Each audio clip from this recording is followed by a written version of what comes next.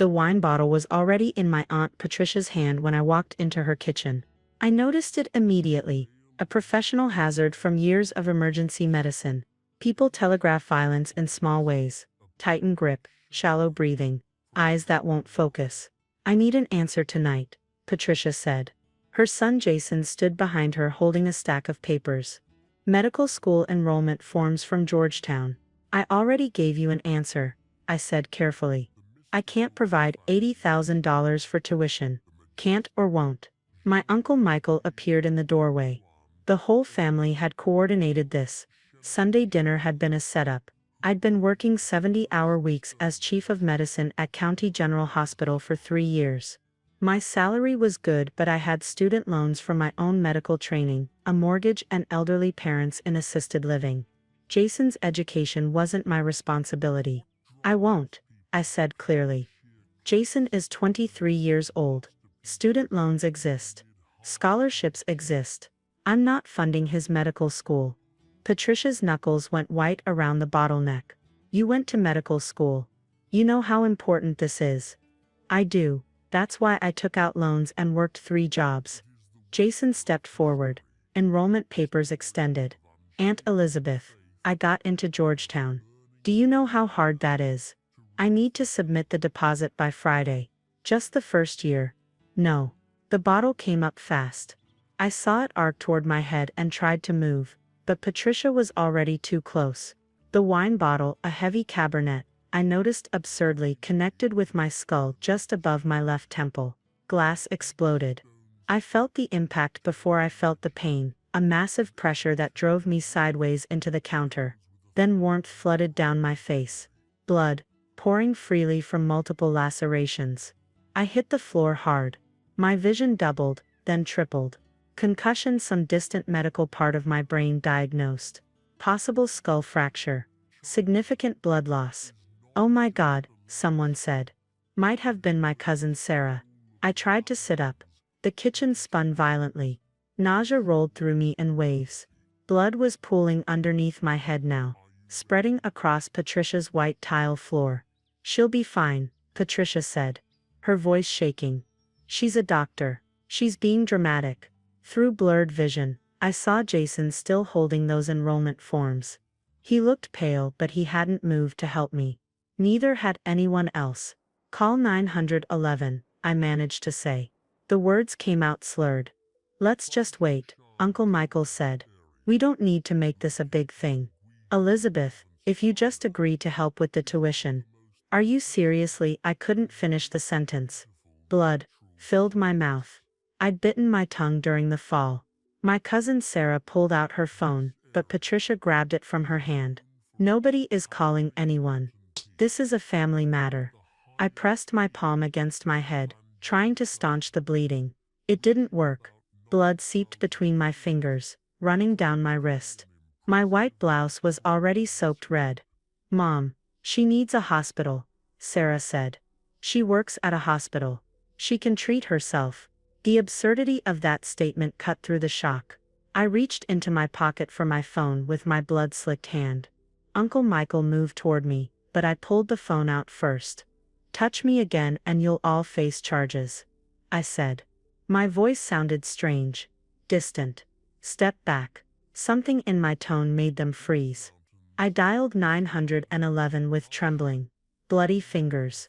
911, what's your emergency? Head injury.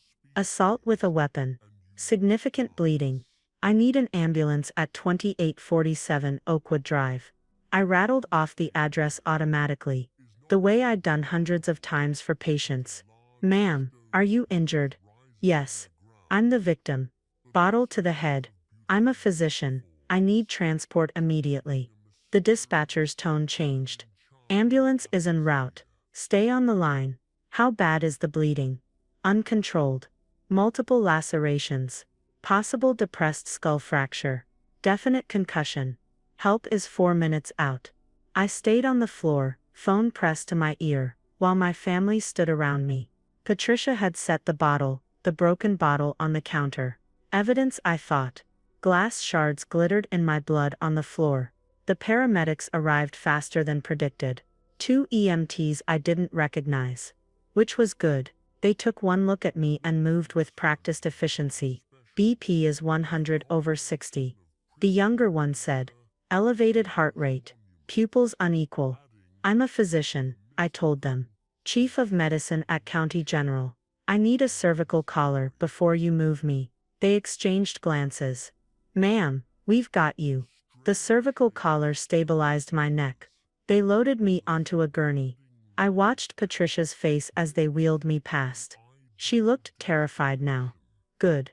That's the assailant, I said clearly to the paramedics. Patricia Henderson. That's the weapon on the counter. There were multiple witnesses.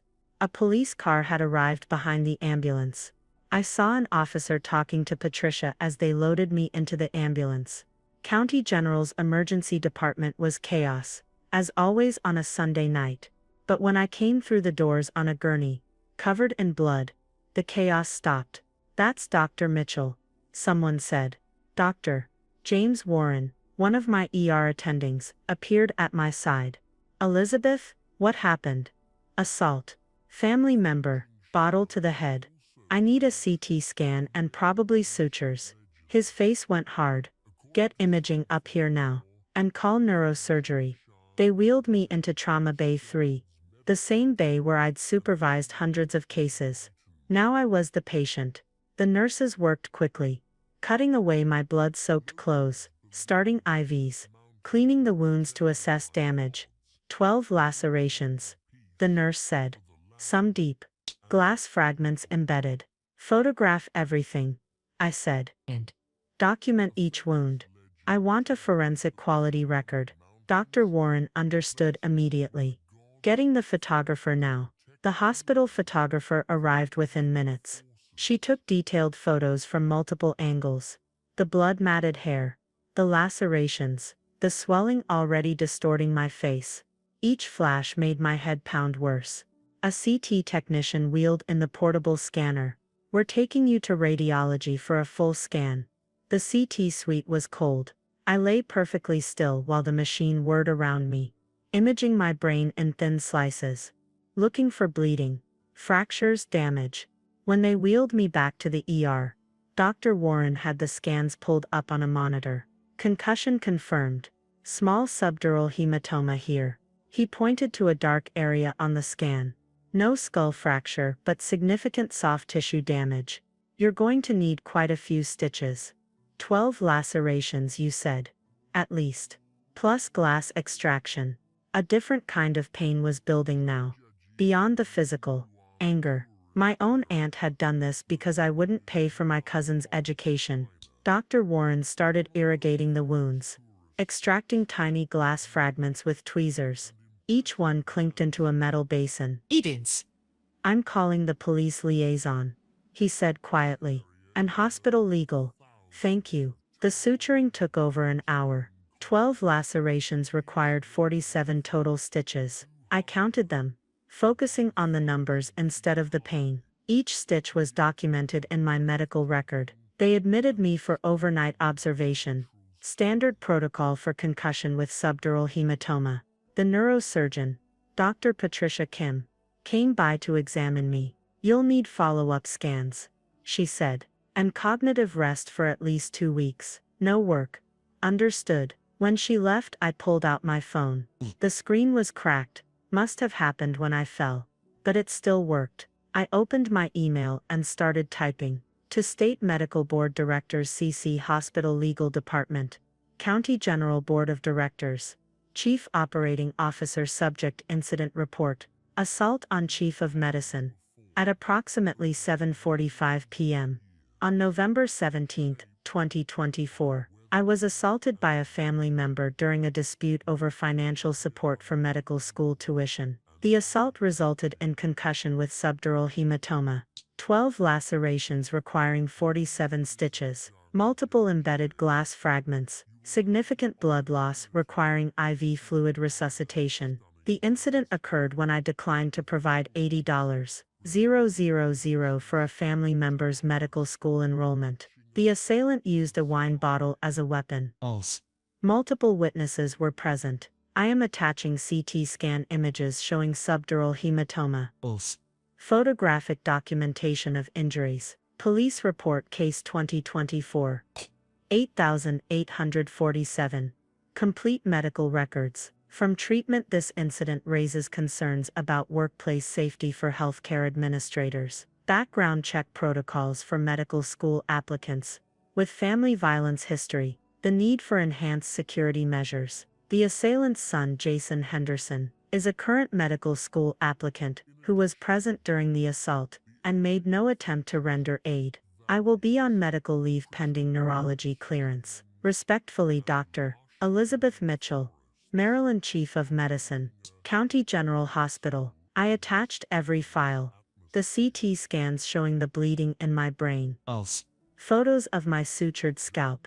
The ER records documenting each injury. Then I added the 9 members of the State Medical Board to the recipient list. Board President, Dr. Robert Walsh, Dr. Jennifer Torres, Dr. Marcus Freeman, Dr. Anita Desai, all 9 directors who governed medical licensing in our state. I hit send.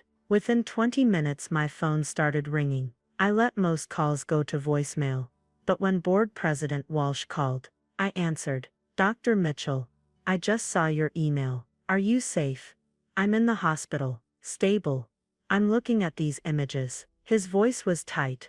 This is assault with a deadly weapon. Yes, you mentioned the assailant's son is a medical school applicant. Jason Henderson. He was accepted to Georgetown. The assault occurred because I refused to fund his tuition. Silence on the other end. Then Georgetown is going to hear about this. Every medical school that accepted him is going to hear about this. That's not why I sent the email. I know, but character and fitness evaluations exist for a reason. This young man watched his mother nearly kill someone and did nothing. That's not someone we want practicing medicine. After Walsh hung up, the emails started coming. All 9 board directors responded within the hour. Hospital administration called. The CEO appeared personally at midnight, looking shaken when he saw my bandaged head. Dr. Mitchell, take whatever time you need. Your position is secure. We're implementing new security protocols. The police came at 2 a.m. Detective Sarah Morrison took my statement in detail. I spoke clearly despite the pounding headache, describing everything: the setup, the demand, the assault, the family holding enrollment forms while I bled. Your aunt was arrested at the scene. Morrison said. She's claiming it was an accident. There were witnesses.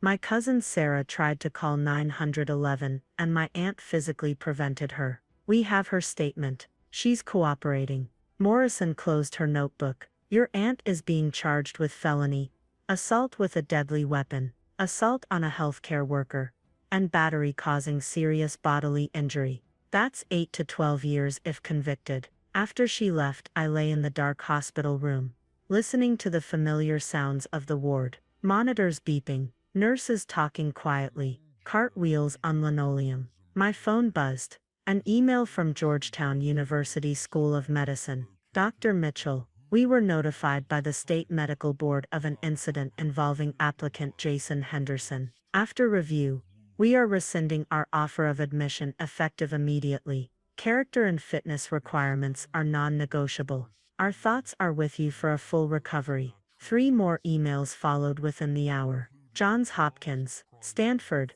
Mayo Clinic, all rescinding Jason's acceptances. I should have felt satisfaction. Instead, I just felt tired. 2 weeks later, I returned to work with a medical clearance and a prominent scar across my left temple. The hair had been shaved for suturing and hadn't grown back yet. Dr. Warren met me in the hallway. Welcome back, Chief. How are you feeling?